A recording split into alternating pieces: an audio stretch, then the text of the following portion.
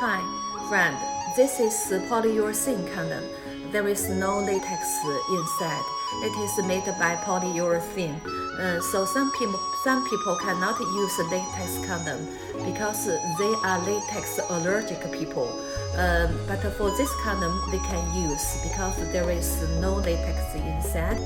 It is also very thin. The thickness is only about 20% of normal latex condom.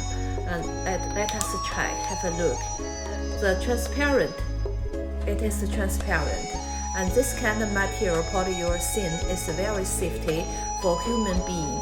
The doctor do heart operation, they obviously use this kind of material. So if you need this kind of condom, please let us know.